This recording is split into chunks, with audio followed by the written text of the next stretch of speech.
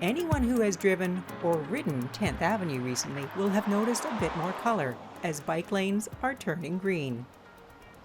In municipalities across Canada, they're painting bike lanes green, and they have the bike symbols in there, and it's to bring more awareness to bike and cycling on streets. There is a lot of interactions between vehicles and bikes, and it's important to keep everyone safe on our streets. The changes will continue, with protected bike lanes being added to Argyle Street below 3rd. So Council took the step with the development happening in the area of Argyle and some of the upgrades we have to do to our infrastructure.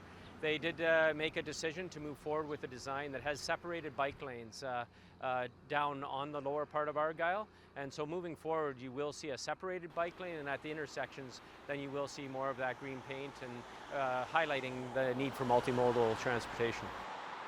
Council did approve funding to move forward on new design standards and master plans for the city.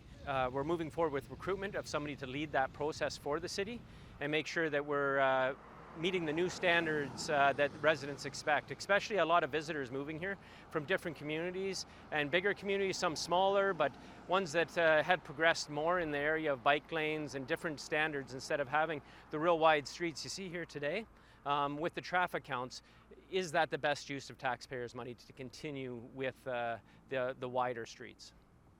If you follow up on the engineering report that was provided to Council at our last meeting, that streetscape actually is about 8% less than creating hard surfaces everywhere.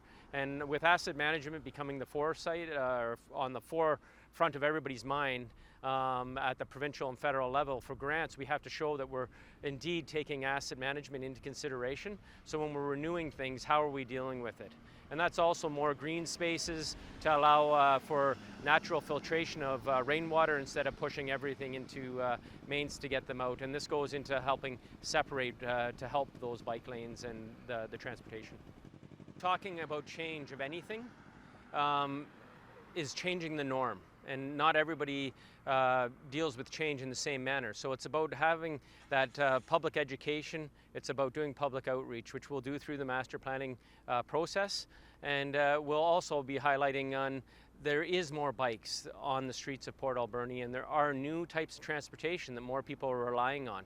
And as we age too, there becomes a different need for different types of transportation. So the master planning process and the new design standards will be very important for the community to move forward. And I think that in the end, you'll see more consistency applied across the city instead of having a street with many different treatments on different blocks.